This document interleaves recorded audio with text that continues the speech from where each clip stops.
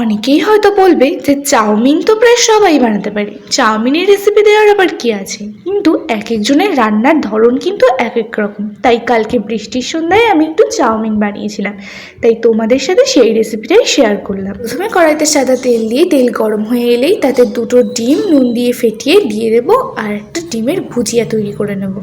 এইভাবে ডিমটা ভাজা ভাজা করে নিয়ে ডিমটা ভাজা হয়ে গেলে একটা প্লেটে তুলে নেব। চাউমিনটা আমি আগে থেকেই সেদ্ধ করে তেল মাখিয়ে রেখেছি, আর ওখানে ছিল হলো পেঁয়াজ কুচি আর চিড়ে রাখা লঙ্কা। এরপর ডিমগুলো ভেজে নেওয়ার পর কড়াইতে সাথে তেল দিয়ে দেবো। তেল গরম হয়ে এলেই তাতে দিয়ে দেবো আগে থেকে কেটে রাখা পেঁয়াজ কুচি আর চিড়ে রাখা লঙ্কা। এরপর একটু নাড়াচাড়া করে দিয়ে দেবো পরিমাণ মতো লবণ। পেঁয়াজটা ভাজতে ভাজতে ততক্ষণে তোমরা আমাকে জানিয়ে ফেলো তো আমার কোন ভিডিওটা কার বেশি ভালো লাগে। দেখো, পেঁয়াজটা হালকা লাল করে ভেজে নেওয়ার পর আমি এতে দিয়ে দেবো পরিমাণ মতো সয়া সস। তারপর একটু নাড়াচাড়া করে এতে আমি দিয়ে দেবো টমেটো সস। সয়া সসটা তোমাদের বাড়িতে না থাকলে তোমরা চাইলে স্কিপ করতেই পারো। আর আমি যেহেতু চাউমিন বানানোর সময় একেবারে টমেটো সস দিয়ে দিয়েছি, তাই পরে খাওয়ার সময় টমেটো সস না দিয়ে খেলেও হবে। এরপর একটু ম্যাগি মশলা দিয়ে নাড়াচাড়া করে নেব। তারপর সিদ্ধ করে তেল মাখিয়ে রাখা চাউমিনগুলো একে একে দিয়ে দেবো। এরপর নাড়াচাড়া করে সব কিছু চাউমিনের সাথে ভালো করে মিশিয়ে নেব।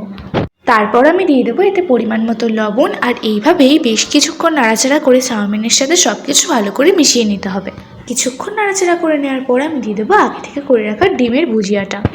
এরপর ডিমের ভুজিয়ার সাথে সবটা চাউমিন ভালো করে মিশিয়ে নিতে হবে। তারপর একটু টেস্ট করে যদি দেখো লবণ কম আছে, তাহলে একটু লবণ দিয়ে ভালো করে নাড়াচাড়া করে নামিয়ে নিলেই রেডি হয়ে যাবে চাউমিন। তারপর প্লেটে ঢেলে পেঁয়াজ কুচি, সস আর চানাচুরের সাথে পরিবেশন করার পালা। ক্ষেত্রে বলে রাখি, চানাচুরটা কিন্তু ব্যক্তিগত পছন্দ। তোমাদের কারো যদি চাউমিনের সাথে চানাচুর ভালো নাই লেগে থাকে, তাহলে তোমরা না দিয়েও খেতে পারো। তাহলে আর দেরি কিসের, এই বৃষ্টির মৌসুমে বানিয়ে ফেলো চাউমিন আর সবার মন খুশি করে দাও। ভিডিওটা কেমন লাগলো জানিও। ভালো লাগলে লাইক, কমেন্ট, শেয়ার, ফলো করে পাশে থেকো। আর যারা ইউটিউব থেকে দেখছো তারা একটা সাবস্ক্রাইব করে দিও। তাহলে আজকে এই পর্যন্তই রইল। সবাইকে বাই বাই।